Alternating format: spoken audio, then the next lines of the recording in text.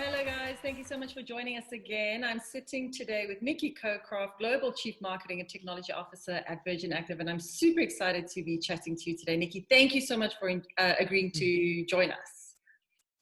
Thanks so much for having me. It's going to be a good day. It's going to be good. It's going to be, we're off to a better start after just one or two technological glitches. We can at least hear each other, so that's a good thing. So Nikki, thank you so much. I know you're super busy. You're the Global Chief Marketing and Technology Officer. I mean, that is probably one of the coolest titles I've seen in a while. I read this article on Harvard Business Review about the rise of the Chief Marketing Technologist. And I think your job title is the closest I've ever seen to that. So it's where marketing and technology come together, and your business actually recognizes that actually marketing and technology are no longer divisible. Absolutely. It's a very strange thing. I am not a title person. I absolutely despise titles. But I think when you're trying to explain to someone else what you do, you know, exactly what your job role is, it lands up being this long. So to try and land that in a moment is really, really difficult from a title perspective. But I think that traditionally, as an online marketer and as an online person, I have always sat in business in the middle of somewhere between marketing and IT. And businesses that fail the transformation try and lump it into one of those things. They say either, you know, the digital future is a marketing job to be done, or it's an IT job to be done. To be honest, it's neither of those things. It's a combination of those things. And then you've got to change that from the top. And that's what truly drives transformational change from within businesses. It's not trying to attach it to a traditional silo. And I've learned that kind of the hard way, and trying over many years to see where the best place for this new type of business is, as we try desperately to move digital from something that's either a sideshow in marketing or a sideline business of e-commerce to truly understanding it. And I think what kind of brings that together is when people talk about digital, they need to recognize two massive roles to play in any business. There is the job of digital marketing, which is a fundamentally changed way of doing marketing that you've got to change from within the business. And then there is technology. And technology has two roles to play. You have the traditional role of IT as the support function, which needs to manage all hosting, core infrastructure and systems, and those need to be transformed in themselves. You can't run a new business on top of an old stack. You've got to modernize the stack. You've got to work through that. And then somewhere in the middle of that is massive technological change, which affects all business areas. So we use technology to resolve traditional business complexity, where you order stock, the way you manage stock, the way you order gym equipment, the way you speak to customers. I think that that brought about when I sat down and I was thinking about titles, I also read all the Harvard reviews and things like that. And the most important thing for me is that in the business, not outside the business, but in the business, people understand and recognize the role to play in terms of driving a business. And regardless of the language you use, whether you use an omni-channel business or you use, I'm going to be customer-led, or I'm going to be data-centric, or I'm going to be, I've heard them all. There's a big buzzword in the book. I'm going to be product-led. I'm going to transform this business to drive the product. Those are all true, but you can only change those things if you change it top down. And that's by recognizing right at the top that the traditional siloed business of marketing, IT, people, or HR, product are separate. They're not separate. They're all one and the same. They're a group of people that need to work together. And then underneath that, the flow of business has to change into groups of effective task teams that achieve goals. I think that is true transformation. And then working that back is how I landed up in this ridiculously weird title. But it lands in people's heads kind of what the role is to play, except for my mom, who still tells everybody I'm in IT. And when in doubt, just go back to the comfort zone. But I look after the functions of IT, digital, and marketing across eight countries. But I absolutely, the bigger role to play is more of driving the business strategy and creating a new look business different to what people have seen for the last 20 years.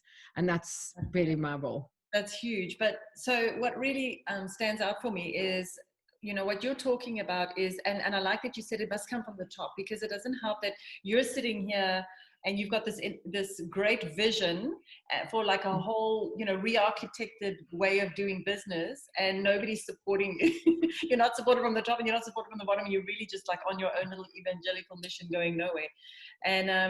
And so what I'm hearing is it's like it's a complete re-architecture of the way we do business. It's not just, it's marketing led in that it's market led, in that it's consumer led.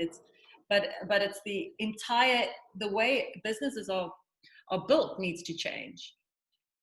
You've just hit the nail on the head. You know, somebody said to me, like, how do you really, I was talking to Paula Hully, a friend of mine who runs the IAB, and we've been friends, and talking about, you know, what is the right language used. And she said to me, the best way she described it to someone is, think of the word market in marketing as you just described it, is that you have the go-to-market strategy, and you are, and if you think strategy first and focus on that, and it is the go-to-market strategy, and then you attach your basic principles of marketing around.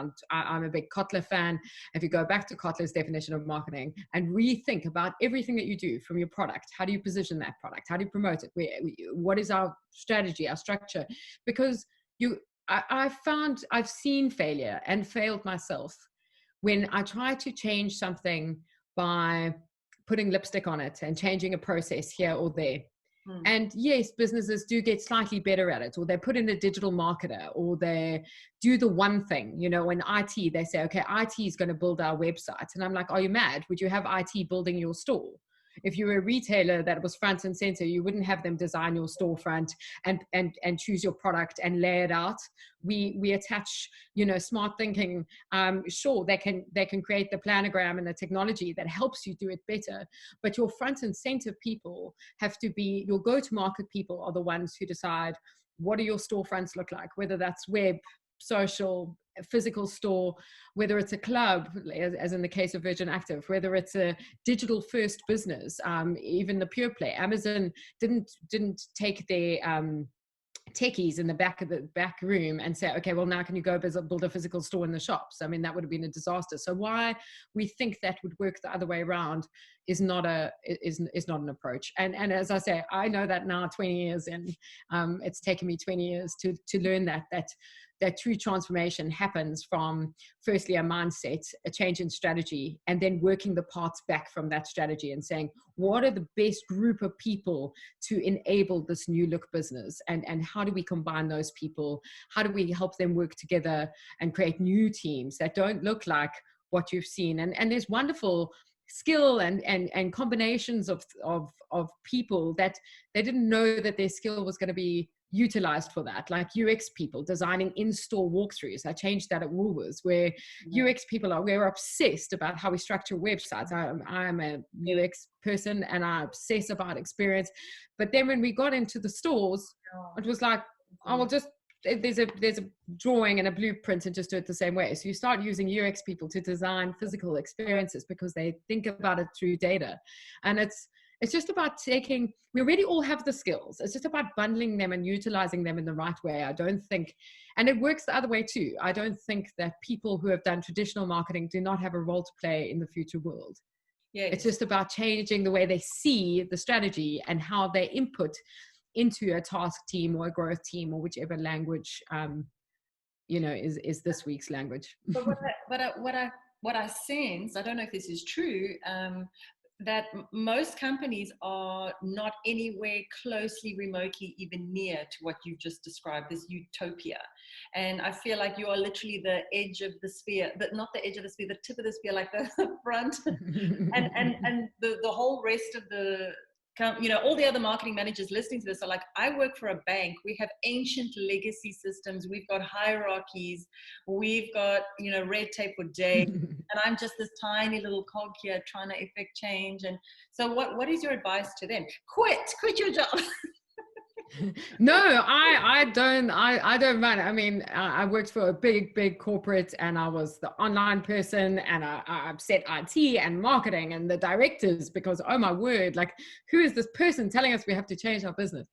So I think that's my advice. And my mom is an activist for equal rights for women and has been fighting for for people of color, especially women of color, to have equal rights in South African society for many, many, many years, 40 years. And I have been raised by an activist. So I am absolutely a born activist, except that my activism for change is about changing business and just absolutely debunking all of this stuff.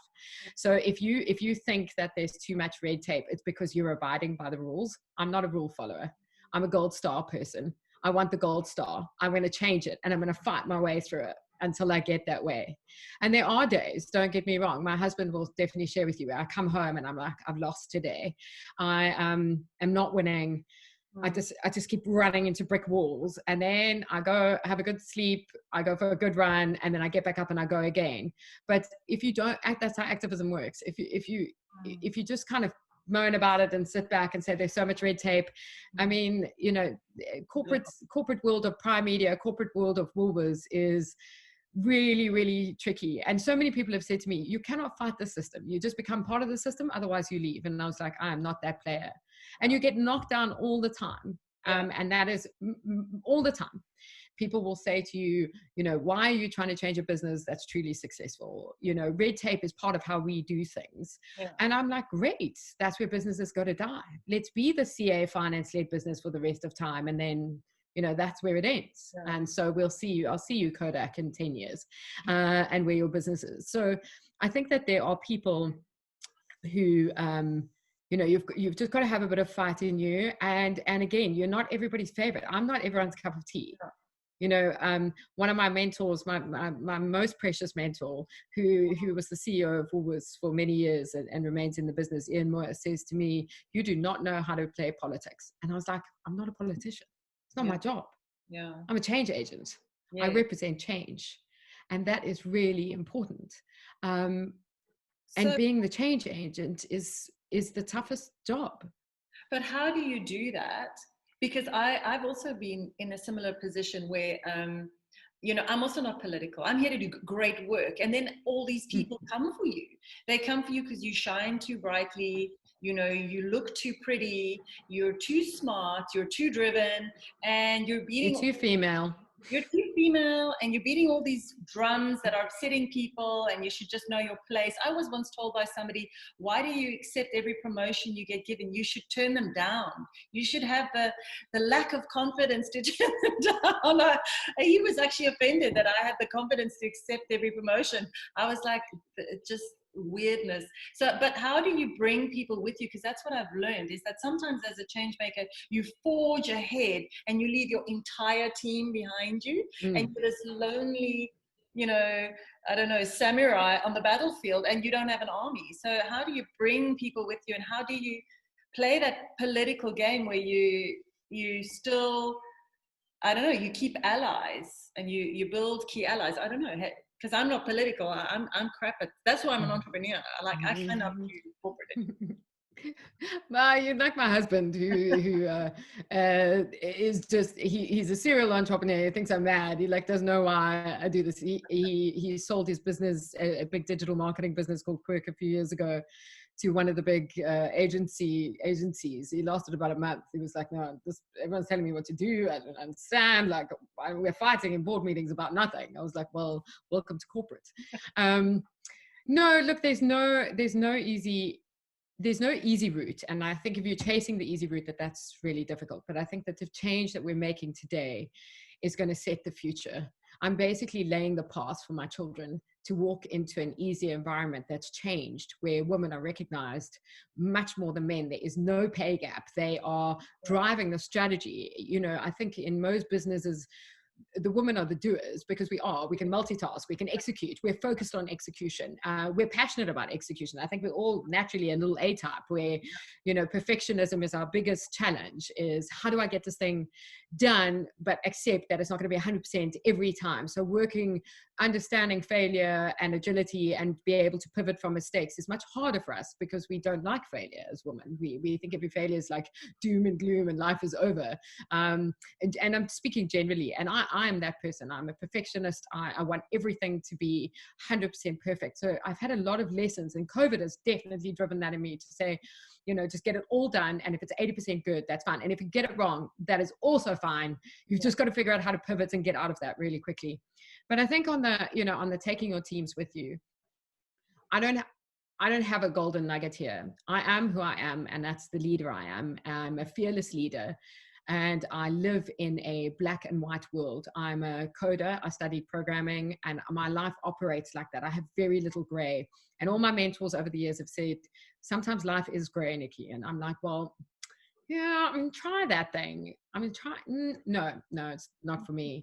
So when I find the people that are able to move with me, and I'm very, very lucky, most of the people I started out working with are still in my teams today and have followed me, and we've kind of stuck together, and it's been really great. And one of my biggest, kind of things and achievements in life is that I always have in my team the lowest staff turnover. I have people who are winning mentality, that are culturally driven, and I am a winner. I'm a winner. I have a winning mentality. I like, people always say to me, like, "Are you a team player?" I was like, well, no one's going to say no, but I'm going to be honest. No, I'm only a team player if I'm leading the team.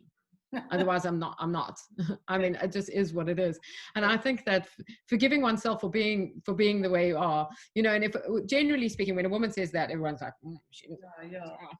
And I got very, very caught up in the Michael Jordan Netflix show, and there was a moment in where somebody said to him, you're so obsessed with winning, but that there's no iron team. And he turns around and says, yes, but there's an iron win. And I kind of had such a moment. I was like, yes, winning. That's what you need. You need a winning mentality. And that, as I say, is not for everybody, but accepting that about myself. I surround myself by people who complement my weaknesses. And my weaknesses are, sometimes I fail to celebrate success. I move at pace. I work very, very fast. I expect everyone to keep up with me. I never write a brief. I say in the interview, this is how it's going to be. I walk and talk, and that was the brief. Make sure you've got it and come back with that. And if you don't come back with that, don't bother coming back. And it's how it is.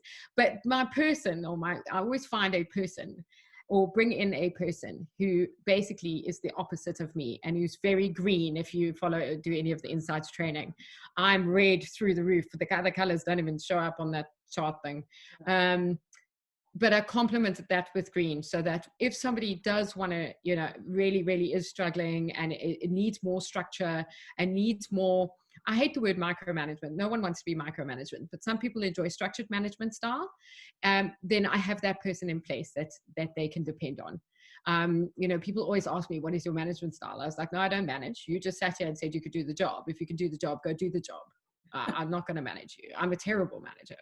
Terrible. Yes. I'm not, I know everybody wants to say, well, I'm not a micromanager. I'm definitely not a micromanager. I don't even manage. That's it. I'm managing a business. You either in this team and we're going to go win, or go to the other people for the structure. And not everybody's the same. And some, it's ironic. Like, I've done many, many interviews over the years of people, employed hundreds of people. I sound like Donald Trump. That sounds very arrogant. I didn't mean it like that. I just meant like different types of people. And 99% of the time, people will say, oh, I hate micromanagement. Yes. This sounds like something I relate to. And I have at least 50% failure rate. Wow. Where people actually do need more structure than they realize. Yeah. They do need somebody to help motivate them in the mornings. So when they write on their CV, like everybody else on the copy and paste, I'm self-motivated, proactive, and can do all these, I'm that type of person. Actually, they're not that type of person. Yeah. And there's absolute, and in historically, if you're not that type of person, you're the type of person who requires structure, management, check-ins, moments to celebrate success, all very important things, just not my personal approach. Yeah. Then corporate is normally the best place for you. So I'm the orchid in the rose garden, I guess. I'm in corporate and I love corporate, but I don't play the corporate rules. Not at all. So, I mean, when people come for you and they're playing you and not the ball. I just remind them about that. I just remind them. I'm like, I don't know why you're talking, why are you attacking me? We want the same outcome. Yes. We want the same outcome. I tell you something that's advice that somebody gave me. I think I can't remember who it was, but it was the best advice. Was when you're going into one of those sessions, and they're normally the hardest sessions. It's normally exco or board or something like that, where people are vying for position, Yes. and that's when the nasty comes out, right? Is to just take a breath and say, remember that everybody sitting around this table is trying their best. To their ability, they are trying their best. By the time you've got into a seat at the table, you're trying your best.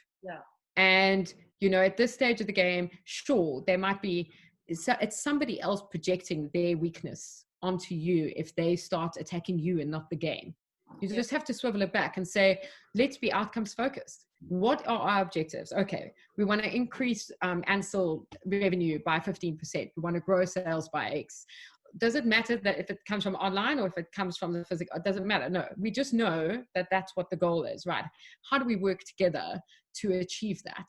And I guess that's I sound very confident saying it now, but there have been many days where I've walked out and said, I can't do this. This is such a spiteful game playing environment that I'm not tactical. I'm black and white. I don't have some big tactical game playing. I only have tactics to achieve our business objectives. I live and die by execution. I am satisfied in myself when I get to the end of the day and my list is done and it's executed. That makes me feel good. I'm totally driven by execution. And that can be hard, and I totally get that. You get those days where you're just like, geez, what are we actually talking about in here? But you know what? Sometimes it is okay to stand up and leave. And it's also okay to leave an environment. I left Woolworths based on this. Eventually I was like, you know what? I've got no fight in me. You don't want to change the business. I've got none. I've got nothing. I'm on empty. I'm pregnant with my third child. I can't fight every day that I get up and go to work. And so sure, sometimes it's. I also found that I'm not a quitter, and it's one of my great strengths, but it's also one of my great disadvantages. I'll stay till you fire me. So I would stay and endure all kinds of hell, and eventually I'm like, oh, I don't think I'm a fit here anymore. I think I've done my good. I think it's time to move and leave and move on. It's like sometimes I think we put ourselves through a lot of torture, and I'll analyze my male, when I was in corporate, I'd analyze my male counterparts, and they seemed so much more easygoing than me as a female manager. When I started life as a marketing manager, I was the uber bitch. You have no idea. Do you know that I once took a ruler and I tracked my teams in and out time and their lunchtime on the printout? The printout of the access cards. Dude, you are 15 minutes late for lunch. You are leaving 13 minutes early. I had like a list of everything that everybody was doing. And eventually that team broke me. They were like, I promise you that. And I started letting some things go and I think it's because I had so much insecurity myself. This was in my 20s. I was managing a team of about 30, and I was totally in over my head, and I was completely overwhelmed, and I was trying to prove to everybody that I can do it. And so as I became a bit more confident, I just let go of a lot more stuff. And I started to, I'd observe that a male boss would say to the team, yeah, sure, take a half a day off, it's fine, but I would be like, yeah, put in leave. And so I started to compare that maybe men don't beat themselves up as much as women. I don't know. Women we're so hard on ourselves. We're constantly criticizing ourselves. And I feel like when a woman is standing and playing golf, not that I'm a great golfer, but we're thinking about everyone that's looking at us, as opposed to a man who can potentially look and say, I'm trying to hit the ball in the hole.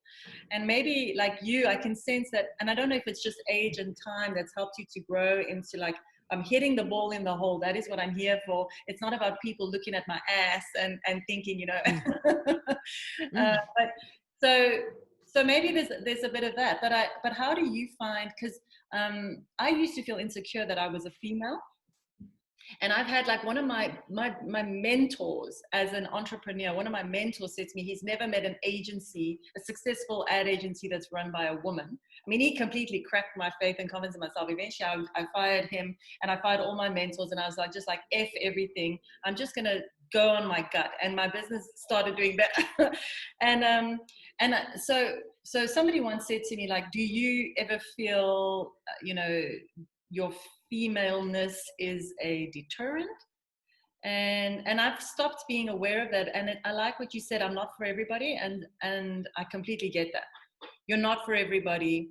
You're not everyone's cup of tea. You don't have to be friends with everyone. It's like when I'm teaching on websites and I say that 90% of people leave your website without doing anything. It just means that 90% of people are not your customer.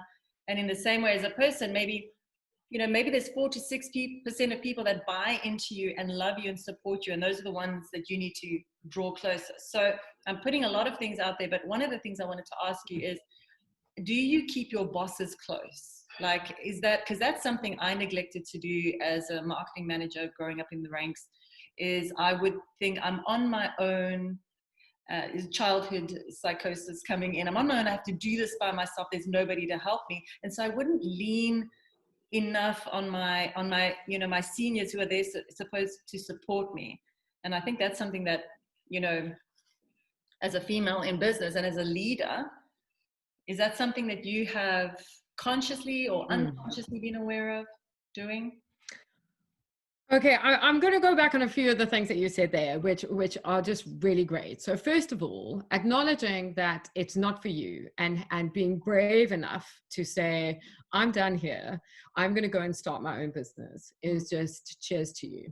It is one of the hardest moments, and women do not have the confidence to do it. So the fact that you've done that, I think, is just massive testament to your strength and grit. And I think that, you just need to take a moment and kind of celebrate that. I think it's really difficult. I mean, leaving and starting your own business, that's no easy feat. I ran my own business when I was in my 20s, 365.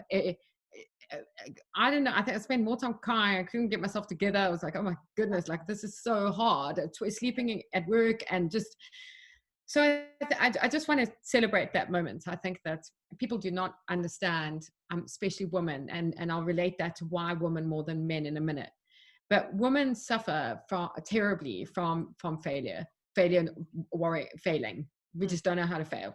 Yeah. Whereas generally speaking, and again, this is all very general, but generally speaking, we overthink everything. We think if we fail, everyone's going to be looking at us and it's not good enough and nothing's good enough. Whereas generally, men make a mistake and they're like, it's no skin off their back. And that's not a feminist thing. That's just how our makeup is. We overthink everything. I mean, I'm sure, with your children, you see it. I literally overthink everything that they're going to do to the nth degree. And my husband will say, just let them learn. Yeah. Like, stop saying careful, stop, don't do this, do that, you're going to hurt yourself. Like, let them hurt themselves. I'm like, oh, okay. But it's hard. But I just think that, something about starting your own business and being brave enough to do that should set the tone for how you adopt failure. I like you, in my 20s, made some mistakes around leadership approach where you start to sweat the small stuff. Checking when someone comes to work and checking when they don't is ridiculous. Like, it's something that's pedantic, but it's because it's a control thing. And then somebody will say, oh, you're such a control freak. And it's not. It's because your brain only sleeps when everything's in its nice compact place and everyone's doing, and all your little army people are operating exactly how you want them to operate in a beautiful, cohesive structure to support your strategy and your vision of where you're going. So again, like, experience and everything that we've learned over the last 20 years or however long. I mean, it's 20 years for me to date, and that I've been working almost to the day. We've learned those lessons, and I'm a comrades runner, and I'm a co-craft. So my parents, I come from a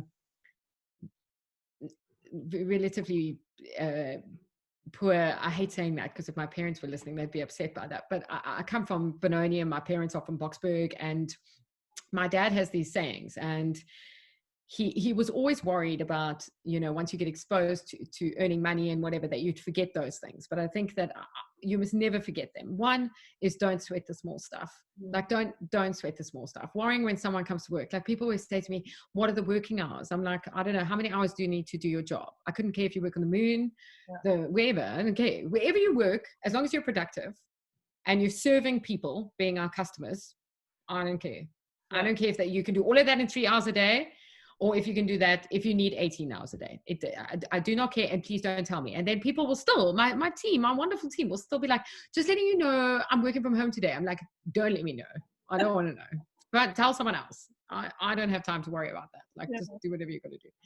So I think that we, you know, like, just don't sweat the small stuff. It's not going to make a material difference. You obsess about outcomes, you know, delivery, and making sure that you reach the goal. It doesn't matter if somebody took 15 minutes for their lunchtime. You know, I'm an all male board, and all of them play golf except for me. And this has been the same. I've sat on Exco of many companies where I'm very often the only female, or on the board of companies where I'm the only female. And they're like, all go, you know, they're all talking about what they're going to do later. And I know that I'm not a part of that. And it used to really irk me. Like, I'd be like, well, maybe I should learn how to play golf. And you know, like, I'm not part of the boys club. And then I was like, I'm starting my own club. This is the winning club. I'm leading this team. You want to be in this team? Play in my club. And my club plays, I do other stuff. So if you're up for a girls' dinner and some wine, I'm in. But if you don't, then it's only for us. Even though I'm only talking to myself. But anyway, I just got tired of trying to be on someone else's team. Like, I'm trying to fit in to an environment where clearly I'm not that. Clearly I'm female, and I don't want to play golf. I just don't understand chasing around a small white ball and wasting hours and hours of time. Like, time wasting is my worst thing in the world. Like, it agitates me. If I'm not busy every minute of the day, I literally start like panicking about what I could be doing. I cannot just sit and watch a TV program. I've got to sit and do something else. So either send some emails that don't require some thinking, check my Twitter stream, make children's lunches. Like, I can't just do the one thing, which again is enough to drive my husband to madness. He's like, geez, can you just sit still? I'm like, yeah. Then I sit for a minute, and then I'm like tapping and a little bored. But I think I think that I think as women, we're the hardest on ourselves. You described a moment where, you know, like, there's a male person thinking this about you because they're not worried about it. It's only because we're worried about what they think about us. They're not worried what we think about them. They're not even worried what they think about them. They're just doing it. And then if there's a consequence, they'll deal with that later. There's nothing, just like blankness, and they just get, we're like, I could not agree more. You know, it's like, I used to have this ridiculous thing. Like, when I was running the digital body in South Africa, I was speaking all the time in front of people. And I hate it. I was so nervous all the time. And I'd always had the same people. Ironically, one of them was my husband, Rob Stokes, and Pete Case, and Alistair King, and all these amazing marketers. And we'd be going on before. The only one who was like me was Brent Shahim, who ran Aqua. And the two of us would be standing before we go on, like, literally shaking, and both have a tequila. That wasn't my rider. I didn't need anything else. I just needed tequila before I got on there, because I was like, oh my God.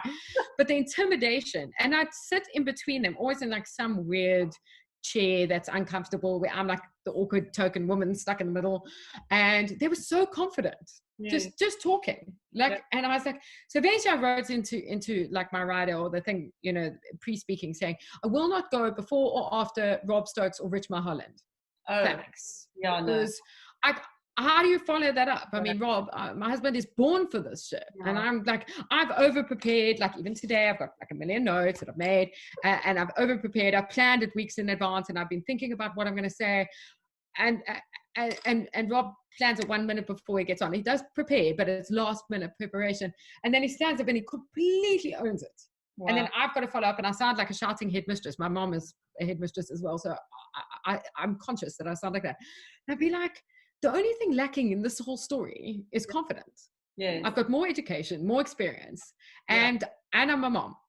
So that gives me extra credit. Yes. So so I've learned how to do like the real juggle, and Yes. I've carried children and worked a 12-hour day. I've built businesses. I've lost businesses. I've failed. I've won arguments in the boardroom. I have lost arguments in the boardroom, but I don't own that. I kind of hide away from it. And I think that's just the difference. There's just no fear of like, this is who I am, take it or leave it. And I often look at Rob and all of those people who are like, I admire. I think Alistair King is one of the best creatives and business leaders that South Africa has ever seen. Yes. And when I talk to him, I even find myself like almost like, how? And then like I feel a bit nervous. And I'm like, no, wait, I earned the stand next to you. I'm also up on your pedestal. But I don't know what the answer is. And I think that there's a lot to be said from just owning the moment and just accepting who you are. And I think as women, that's what we just need to do more of. Just we are what we are. This is who we are. Exactly. Accept it, understand it, know your, like you said earlier, that, I mean, you've done the color coding of your personality, and I did this thing called what was it? The Clifton Strength Finder, which completely described me. For the first time, I understood why I don't execute. Like, my hands curl up, and I'm always trying to like delegate to other people. And I always thought, like, what the heck is wrong with you? Like, I've got a brother and a sister that's lie on the couch and they make lots more money than me, just like working for themselves, doing the actual work. And me, I'm like, no, I must have a team, I must hire staff, and they must do the work. And then, so doing this personality assessment, I realized, oh, I'm not an executor. That's why I always need a team, because I'm the ideator and I'm the people person. And so I'll like win the clients, come up with the great strategy, come up with the ideas, and then I'm just like, okay, go and do it. And so I think if you understand your brain, like, okay, this is what I can, this is what I can't, and this is why. And I think also just starting to doubt your own doubts. Like, as you get older, it really does help, because I was so toxic in my 20s, and I started calming down a little bit in my 30s, and in my 40s, it's getting better, because your brain starts to calm down and just focus on the important things. Whereas in my 20s, I focused on everything. And in my 30s, I mean, some of the feedback I got was like, you try to do too much. You're trying to push every single thing forward. I'd go to a conference and come back with like 25 pages of to-dos, and then I would put them into the system. Yeah. Now, like, as I get older, I'm starting to identify, okay, what are the things that are going to move the needle? What are the things that are the low-hanging fruit? What's easy to execute? What's going to make a tangible difference? And the rest, I'm actually learning to, like, there's this movie Memento where the guy has a bad memory, and as I get older, my memory's getting worse. And so I'll see a post-it note with this like thing I wrote on it, and I'll be like, I'm going to throw this away and I'm not going to remember. And I'm just going to let it go, because it's not going to move the needle. And so, like, I think maybe getting older does help as well, just to calm you down.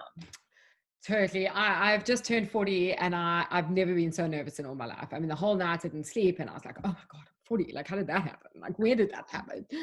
And then I woke up on the morning of my 40th, and I was like, I don't feel any different. Okay, so that's okay. It's just kind of a number, but I've got more experience, and I've definitely got better. But I think, as you describe yourself, and you hit the nail on the head. So, in terms of those types of people, one is, regardless of the test you've done, Myers-Briggs, the Clifton Strengths, Insights, whatever, is you're not one of those things. I do on the color one, I do red is way out, and it always is that. There's always going to be the one thing. If you remain, we remain who we are. You can do anything you want, but it's just owning that a little bit. And I think recognizing I'm the complete opposite of you. I'm an absolute executor. I think that no one else can execute what's in my head. And then when I give them one chance, and then when they don't do that, they're basically dead to me, and I'll do it myself. So I give them a chance, and then if you don't deliver it, I'm going to do it myself, and I can execute faster. Yeah. So I've got this ridiculous mentality of, and my husband's like you, who delegates everything, like literally delegates everything, like everything. And I'm like, I don't know, but there's some trust issues here, and then I'm a perfectionist, so is that going to be good enough? And eventually I'm like, I'll just do it myself. And that's not helpful to anyone. So I guess it's about learning the things that you are and just accepting, like, there's some things. So the things that you're going to kind of keep those and do that work. And then the things that aren't as important, where you don't have strength. So, really kind of conceptualization and creative is not a strength of mine. So it's really important that the other marketers, the marketing directors around each market, are all very, very creative people. because from an agency environment where they can make up for my weakness, that I can't spend hours and hours brainstorming to come up with a picture and a concept. And the importance of advertising is well, we know the importance of advertising, but I've learned to separate out marketing and advertising and say, okay, the marketing directors are going to do more of the advertising because that makes up for my weakness. I'm a marketing technologist that drives business strategy, and I need to just delegate the things that I'm not that passionate about. But you're totally right. I mean, I did the Strengths Finder, and comes up with your 34 strengths, and empathy is number 34. And Rob was like, and I was like, that's number 34. That's the number 34 on my strengths. I'm going to own it as a strength and just make it move up the list, rather than being like, oh my God, I got no empathy. Another Brene Brown book. Oh my God, like 8,000 podcasts. When I went running the next day, I was like, I need to understand empathy. I'm obviously just not understanding it. And I was like, wait, hold on. You did a test in an environment where, you're answering specific questions about work. Like, I am an empath.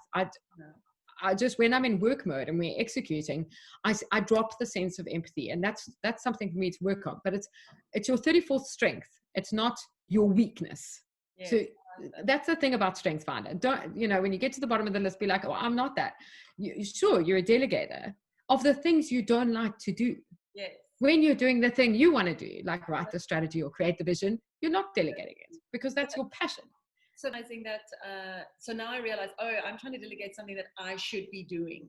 And so like, and I like that you mentioned all those different tests, because there's so many different ones, and they start to color in who you are, but in no sense, they're not boxes. And we do change as we get older as well, which is great. So, but let's go back to marketing. So you're a marketing manager, and you're sitting and you're watching this conversation, and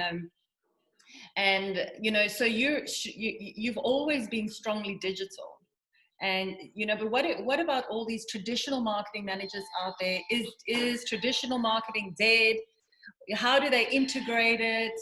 So what's the future? Where are we going? What are your thoughts on marketing in general? No, I don't think any traditional marketer is dead or irrelevant at all. I think the opposite, actually, and I think more of the people coming through the line of digital have forgotten the basics of marketing. There still seems to be today a misunderstanding between the difference between marketing and advertising. And I normally start talks by saying, who understands the difference between the two? And a traditional marketer knows the difference between the two, and digital marketers generally don't. They still think of marketing as an advertising execution in terms of performance media or social or whatever their moment is, but it's an advertising game, as opposed to a marketing game where, as I said, I'm a big Kotler fan. Kotler's definition of marketing has not changed with the advent of digital. Marketing is marketing is marketing. A really good marketer can do good business positioning. How do you position yourself in the market? What is the structure on the pricing? But most marketers have moved themselves, or the business has moved them into this advertising thing where they spend their lives thinking about campaigns. Marketing is not about a campaign. Marketing is about everything in the business: how you position, how you talk about the business, how you grow the business, how you're going to price the product, where in the quality price matrix does your business fit? Who's going to do that research? You're not going to get that out of IT or the CAs or wherever, the traditional business leaders.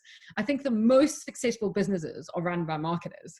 You look at Discovery is a brilliant business. It is brilliant. It is a money-making machine. It is so great.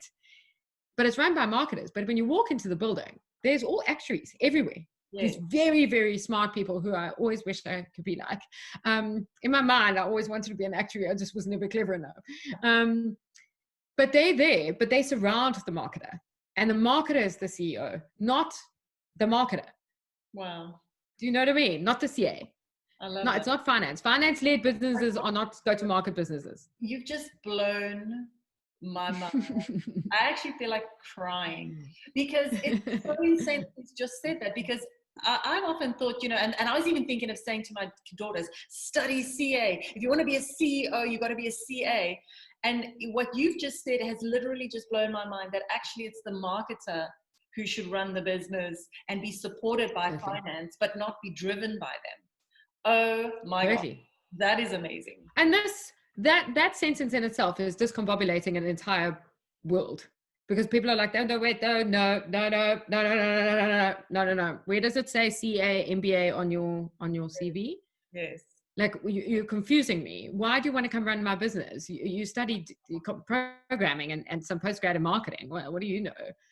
I know a lot, and marketers know the most. You know, there was a marketing director, she's still there, Charmaine Hewitt, who literally blew my mind. She was the most incredible marketing director. And she was at her best when she was running business areas, not running marketing. Wow. Because marketing became advertising. Look at all the businesses. Just take the big corporates, take your list, take the banks. I look at them from the outside and I'm like, oh, what team are you in? Oh, I'm in marketing. Oh, what do you do? We've come up with this campaign. We've come up with this campaign. I was like, oh, you mean you're doing the advertising? Oh, that's what you're doing. You're running some campaigns. You're doing advertising. You're not marketing. And marketers are marketers. And haven't most marketers are the best. Those advertising teams have outsourced it to their agencies, so they're even more removed from it. Totally removed. And then you'll get that speech. Yeah, you get the speech. Absolutely. The advertising agency will arrive at your desk and they'll be like, we're going to be partners in this. Let's form a relationship and a partnership and a client love, and it's a strategy and all of those wonderful things. And you're like, no, you're not my partner in this. You have no idea of the business strategy. Nothing. Yeah. I will expose as much as I can to you so you can do a better job. Yeah. But let's call a spade and say, okay, what you're going to do is, here is a piece of what we want to message or how we want to position ourselves as a brand. Go and think about that, because I don't have the skills and my team doesn't have the skills. Yeah. We are not going to replace the agency. No one ever wants to do that. Copywriters and strategists belong in agencies, and they are the best at what they do. And I know the best.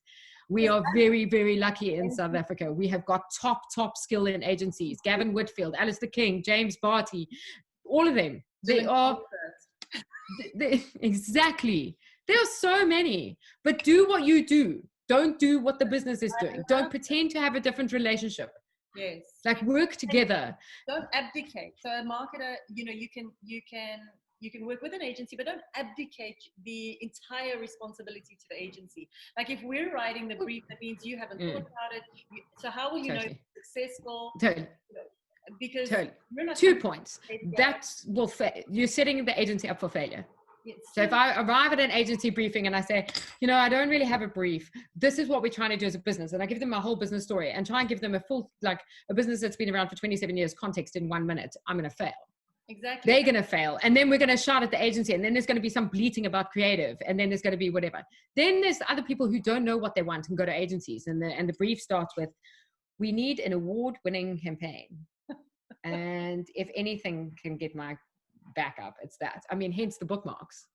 I started the bookmarks because of that. Adrian Hewlett and myself and Matthew Bull, many long moons ago, we sat down and we were like, I am tired of this shit. Wow. Like, campaigns deliver business objectives. The only thing that you should be briefing into your agency and say, here are my objectives. Yeah. As a brand, I need to improve sentiment by 10%. We're coming from here. I need to get it to here. As from the sales perspective, I'm looking to drive sales by this and this and this. Here are our core values and culture as a business. Now go do you. You do you and I'll do me. Come back to me when you're ready. But this blending of, I had many, many years of working with agency where I would phone them and say, I'm not here to teach. Please stop sending people in who don't understand digital marketing and performance media and what everything means. Like, I'm not spending an hour of my time teaching your staff how to run a proper campaign or to teach digital marketing. Read a textbook. Rob has written a brilliant one, of which I've co-authored for a few years. Just read the email marketing textbook, but please don't come and sit here and then have me teach your people. Or do you be an agency that does creative and concept? Stop worrying about whether you got digital in the name of the agency. It doesn't matter what platform you run it on or what mediums. The plural of mediums is media. I always get that wrong every time. Which media you run it on, conceptualize. And then wherever the best placement is for that concept to come to life, to deliver on the objectives, go with that. But thinking that you have to attach these weird digital arms. I mean, we've seen them all. I've seen them all. And vice versa, when digital agencies, brilliant digital agencies go the other way. They're like, we must be an agency of all things to all people. All of a sudden, we're going to be these creative people who come up with these brilliant award-winning TV campaigns. Well, no, you really, really are not. I mean, there might be one or two, but it's unlikely. Yeah. And I think that the leading agencies are today and will remain the ones who recognize copywriting into strategy and are able to strategize and conceptualize good and have good creative execution. Creative and copywriting is just, I could not highlight the importance of those two things. And for me, those have gone. Yeah. And I think we've got to go back and we've got to work together continually with all of you guys running these businesses and say, like, let's talk about the skill coming through, because there's some gaps here in this work. I mean, when people phone me and they're like, I'm really looking for a really good digital marketer, I'm like, no, you're looking for a good marketer. You're not looking for a digital marketer, because if you're looking for a digital marketer, you're talking about somebody who does performance media, who understands metrics, who can work, who understands the analysis of data, how to run a campaign end to end. Those are ad operations digital executors. You're not looking for a digital marketer. You don't want to, you're looking for an advertising campaign, and two, a campaign is not a digital marketer. You want somebody who can execute across all channels, but the conceptualization and the creative and coming up with the idea is the place of the agency, and they need to just continue to own that and just be brilliant at it and focus on that. I've never heard it articulated so well and so clearly. I mean, I've started life as a marketing manager and, then became digitized, but I've always considered myself a marketing manager at heart. And I think that knowing marketing has helped me be a better digital marketer, but never in my life have I actually, thought about it and unpacked it as clearly as you. I think it makes absolutely so much sense. So these days, the marketing managers feel like they're disadvantaged. And I thought that too. I have another little company, it's called the Digital Marketing Academy, and we're like retraining marketing managers in digital. And we're like, don't become a digital dinosaur. You need to, and actually now that you've completely changed the way that I think about that. Actually, they're the ones with the advantage, and because they see the bigger picture.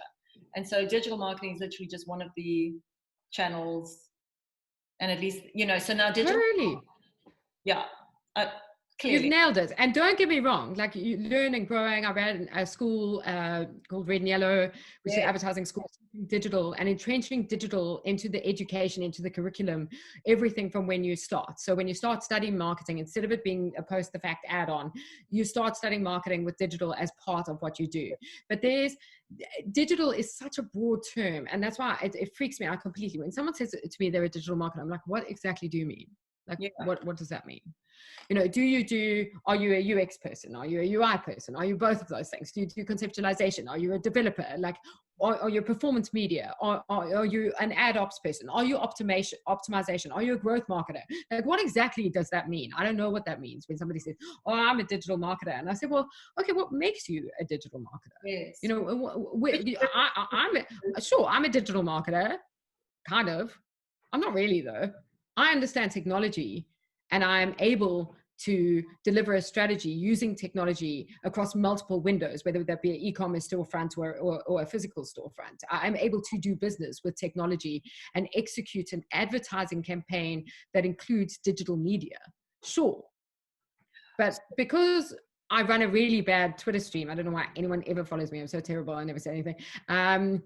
Or because I have 5 followers on Twitter, that doesn't make me a digital marketer. That just makes me entitled and inexperienced. Dangerous. That's not what danger. Those are the dangers. Stay clear of those ones. Yeah. So what would you say then to the huge amount of marketing managers out there who don't know digital? And so they've got agencies that are absolutely BSing them from the morning till the night. I mean, it drives me crazy. We'll go in and conduct an audit. The agency doesn't have access to their own analytic, their own like accounts. The companies are bidding on generic paid terms just because they're getting paid a percentage of ad spend, so that if they don't drive the clicks, and then the marketing managers sit there and they don't know that they're being fed a crock of BS because they're not digital. And so they're just trusting the agencies, and they get these reports like this, and they're like completely, it's analysis paralysis. They don't know what they're looking at. It's just like overwhelmed. Totally. It's hilarious that you described that they don't have access to their own accounts. They don't. I mean, and let me tell you, if the marketing person doesn't really know what's going on and it being detached from their own stuff, you must know how the CEOs feel. They don't have a cooking clue. They don't have any control over their own destiny. They're like, why can't I get a report? I just want a report that says I invested this much money in the campaign and we wanted this, and did I get that? That's all I want. And then, you know, that's what they'll say to you. And you're like, oh, I don't have access to our report because I used this agency who said we needed this thing, and then they spent the money and but at the end of the day, we never got to, and it's so complicated. You're like, oh my goodness. And I see smaller businesses are the worst hit, because they try and outsource, and correctly so, you know, stuff that they can't do to smaller companies or to agencies or whatever. And that is a really good thing, but they get bamboozled by it, because it's like, oh, you have to have this thing. They spend more money on the consulting thing to hear what they probably knew before if they just kind of sat through it. Yeah. So I think that there's kind of 2 points. Every marketing manager out there is always learning, always growing. There are short courses everywhere, not just Red and Yellows. Red and Yellow has loads of them, from UX to UI to learning how to do entrepreneurial work in a digital way, from finance for non-financial managers to pure up digital marketing, you know, the good old, where each chapter covers everything from search to email marketing, and they take 10 weeks, or I don't know how long they are. They're different, between 8 and 12 weeks. You should always be doing one of those. Always.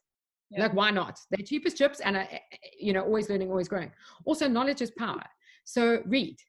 There is so, I mean, I love the internet. Isn't it just such a wonderful thing? I started my mother. But anyway, there is so much information that you can learn. Yes. You learn from case studies and what other people have done, and occasionally throw in a Brene Brown when you're suffering, like I do constantly from.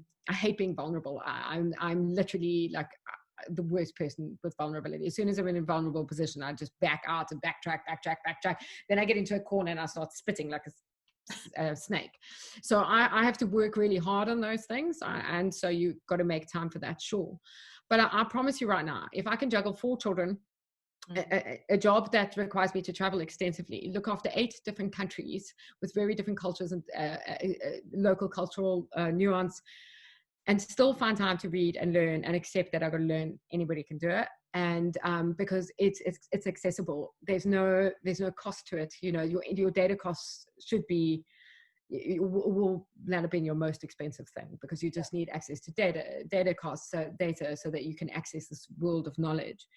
But to specifically to the female marketing managers out there, I think that the most important thing I can say is back yourself and believe in what you're doing. Remember that you've done the hard yards. You did the proper studying of marketing. You listened and read the Kotler textbooks, just like I do. And we learned the same thing. So go back to basics of marketing. Marketing will never change. Its role has become more powerful than ever as they become the go-to-market strategy and the business strategies that are leading. And then rely on your mentors and your friends and other people. I have a group of men and women mentors, as well as people I mentor. When they feel shit's phone, and let's just talk about it. And let's just have a moment. Well, I can't grab a coffee right now, but hopefully soon. But when you can grab a coffee, like just take 5 and get in check. Because when your confidence is taking a knock, but you like women can break women, but women are the best at supporting women. So when you're on the same team, life, it's super powerful. When you go up against each other, it is absolutely the worst fight you'll ever have. Yeah. Because women fight dirty. When you get in, they fight dirty. You'll get into a fight and you'll be vying about something, trying to figure out who's right, and it'll be dirty. We fight dirty. We just do. Yeah. I think it's because we're always we feel we're on the back foot, so we fight dirty. So fight, but keep it clean, and you know, but rather get into a good debate and just put your hands up and say, I'm just going to say what I think because I'm entitled to, and I want us to talk about this thing in a very straight up way. If you're not up for a straight up conversation, you're not for me. Just own that. Just own it. We are straight up. You've been amazing. You've been like probably the most inspiring person I've ever spoken to my entire life. Thank you. Not to just anybody that I've ever interviewed as well, but like blow my mind. So I just want to ask, what's next for you? Like, what do you want next in your life? Are you going to just, you know, block your current employer's ears, but like, what is your next career move for you? I see you as a CEO of like a bigger, I mean, you've been CEO of a number of companies, but I mean, is that what you want? Something like that? Mm. CEO of Discovery? Absolutely. Hidden. I don't want to be, I have run small companies. I like corporates. I like big change. I like big business. And no more moves within the business. Like I want the seat at the table, just not a seat at the table. So yes. And so let's hope that but my next move will be that, wherever that may be, hopefully within my own business or the business I am in. Yes. And if not, it would be into that position. I had some goals set up in my life about where I wanted to be, and hitting 40 I decided that I'm finished. Do you know what I mean? Like the sidestep and saying sorry, and actually I don't deserve it because I don't have enough experience. I've now got 20 years under my belt and I deserve it just like everybody else. And so I'll fight hard for that position. Yeah. I wish you all the best, and I really do want to thank you. You absolutely inspire me. Absolutely. Thank you so much, Nikki. You're an absolute star. You're very kind. Thank you so much for having me. It's been fun. I love chatting to other women who have got really some grit and determination, and cheers to you for doing it on your own. Thank you, Nikki. Thanks so much.